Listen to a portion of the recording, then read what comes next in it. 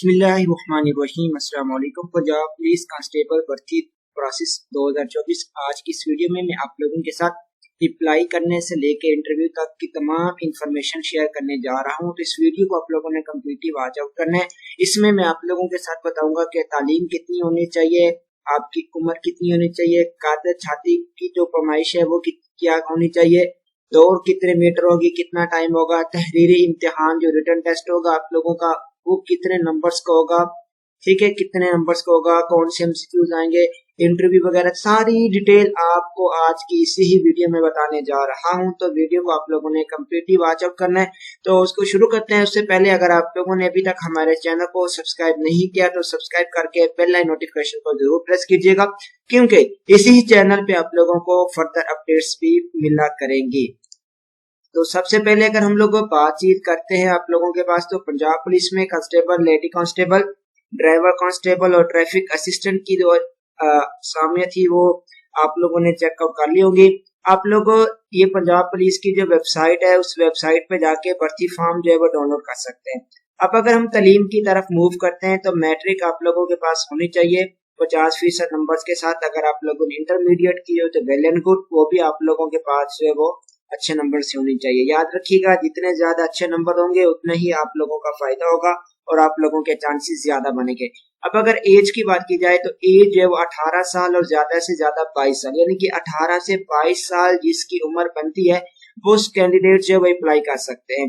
अब driving licence की बात की जाए तो ड्राइविंग लाइसेंस में आप लोगों के पास 2 साल का तजर्बा होना चाहिए। एलटीवी ड्राइवर लाइसेंस की उम्र आप लोगों के पास जो 21 से 30 साल होनी चाहिए, ठीक है, ये सिर्फ ड्राइविंग के लिए। और कागजात की बात की जाए तो सबसे पहला मरहला जो आपका आता है वो आप लोगों ने फॉर्म डाउनलोड करके अपने कागजात जो है वो जमा करवाने होते हैं। जो भी आप जिस भी डिस्ट्रिक्ट से आपका ताल्लुक होगा वहां पे पुलिस लाइन में जाके आप लोगों ने अपने कागजात जो है वो जमा करवा देने, ठीक है। ठीक, आपने सारे फोटोकॉपी अटेस्टेड करवा के अपने डॉक्यूमेंट जमा करवा देने। अब अगर बात की जाए कादर छाती की, तो ये जो छाती की पैमाइश होती है ये सिर्फ मर्द के लिए, हजरात के लिए होती है, ठीक है। तो मर्द के लिए 5 इंच 7 फीट जो कात है वो होना चाहिए और छाती जो है वो आपके पास 33-34 होनी चाहिए, ठीक है। यानी कि कोशिश करें कि 34-35 आप अपनी छाती को रखें। और जिसकी छाती जो है वो कंप्लीट नहीं हो पाती तो वो पुशअप किया करे। पुशअप करने से भी आपकी छाती जो है वो कंप्लीट हो जाएगी। फिर भी अगर फर्दर आप गाइडेंस लेना चाहते हैं तो हमारे साथ रब्ता कीजिएगा। नंबर मैं आप लोगों को डिस्क्रिप्शन में दे दूंगा, व्हाट्सएप पे रब्ता कीजिएगा। आपको कंप्लीट बता दूंगा कि आप लोगों ने अपनी छाती अगर कम है तो उसको किस तरह से पूरा करने। और रनिंग की बात की जाए तो रनिंग आप लोगों की अच्छी होनी चाहिए। और कद मर्द के लिए 5 फीट 7 इंच होनी चाहिए, फीमेल के लिए 5 फीट और 2 इंच होनी चाहिए। रनिंग की अगर हम लोग बात करेंगे स्टूडेंट्स तो उसमें आप लोगों के पास रनिंग जो है वो सेम होती है, ठीक है, मेल हो या फीमेल हो, लेकिन जो टाइमिंग का डिफरेंट है वो अलग है। उसमें ये होता है कि जब मेल यानी कि मर्द लड़के दौड़ कर रहे होते हैं तो 1600 मीटर का जो फासला है वो 7 मिनट में उस लोगों ने पास करना होता है। और जो लड़की हैं वो 10 मिनट में पास करनी है। वो किस तरह से पास करेंगे वो आप अपनी प्रैक्टिस जो वो शुरू करें। और मैं फर्दर आपको ये भी बताता चलो, जब भी रनिंग आप लोगों ने करनी है तो जॉगर्स पहन के जाने आप लोगों ने।